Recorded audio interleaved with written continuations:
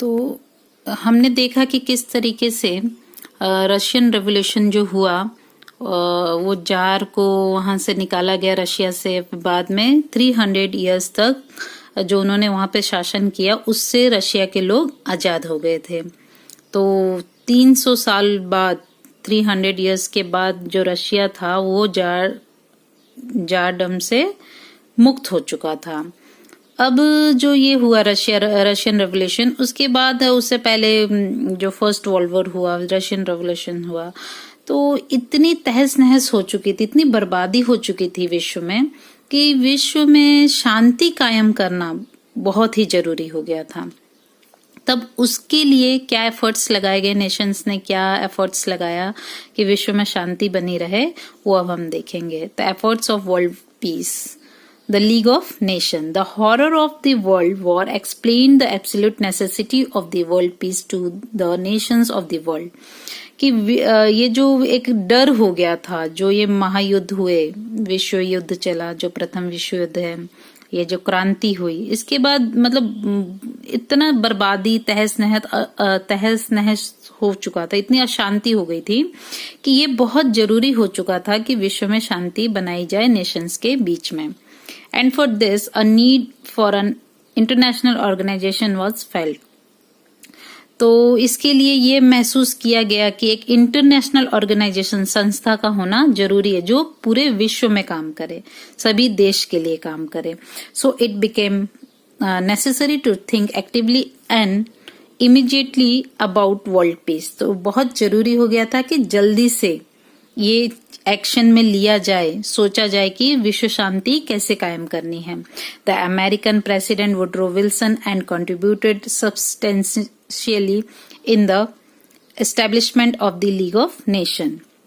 तो अमेरिकन जो प्रेसिडेंट थे वुड्रो विल्सन, उन्होंने अपना योगदान दिया कि वो इसकी स्थापना कर सके, लीग ऑफ नेशन की। The 14 points suggested by Woodrow Wilson were presented during the Paris peace process on 10 January 1920. The League of Nations was formed. तो जो पेरिस पीस का जो हुआ था, पेरिस पीस प्रोसेस, उसमें वुड्रो विल्सन ने अपने 14 पॉइंट सजेस्ट किए थे जिससे कि देश में क्या शांति बनी रहे। तो लीग ऑफ नेशन कब इस्टेब्लिश किया गया? 10 जनवरी 1920 को। तो इसके एम क्या थे? लीग ऑफ नेशन के क्या एम्स थे, किस पर्पस से ये इस्टेब्लिश किया गया? तो पहला हम देखेंगे to maintain international peace and security, कि इंटरनेशनल जो शांति है, जो सुरक्षा है, वो बनाने के लिए पहला। तो सेकंड है every nation to respect the unity and integrity of other nation, कि हर एक देश दूसरे देश के मान सम्मान, जो एकता है, अखंडता है, उसका इक्वल रेस्पेक्ट करेगा। Third one two give up the policy of war, give up the policy of war, तो ये जो युद्ध करने की एक भावना थी, उस भावना को गिव अप करना था, त्याग देना था।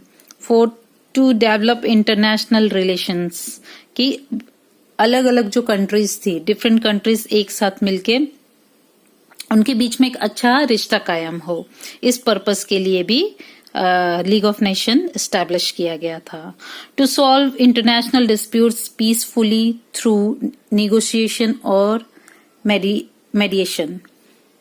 तो ये कहा गया कि लीग ऑफ नेशन इसलिए भी एस्टैब्लिश किया गया कि जो डिस्प्यूट्स हैं डिफरेंट कंट्रीज के बीच में, तो उन झगड़ों को, उन लड़ाई को शांतिपूर्वक आपस में सुलझाते हुए, बात करते हुए उसको सुलझाया जाए।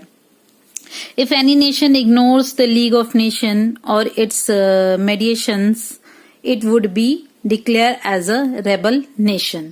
अगर कोई भी नेशन लीग ऑफ नेशन के जो भी नियम कानून है, अगर उसको भंग करता है, तोड़ता है, तो उसे रेबल नेशन कहा जाएगा।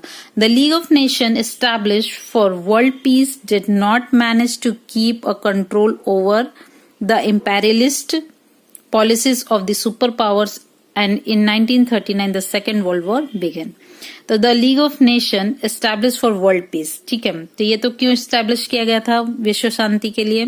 But did not manage to keep a control over, जो इम्पेरियलिस्ट जो पॉलिसीज थी, ठीक है, साम्राज्यवादी जो पॉलिसी थी, वो सुपर पावर्स जो थे, उन पर ये कंट्रोल नहीं कर पाए, जिस वजह से 1939 में क्या हुआ, सेकेंड वर्ल्ड वॉर हुआ, सेकेंड वर्ल्ड वॉर शुरू हुआ।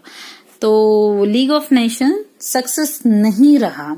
हम देख सकते हैं कि लीग ऑफ नेशन जो सक्सेस, अगर वो सक्सेस होता तो ये सेकेंड वर्ल्ड वॉर होता ही नहीं। तो इस तरीके से ये एम लेते हुए लीग ऑफ नेशन को एस्टैब्लिश किया गया, बट फिर भी शांति नहीं रही देश में और दूसरा विश्व युद्ध हो गया।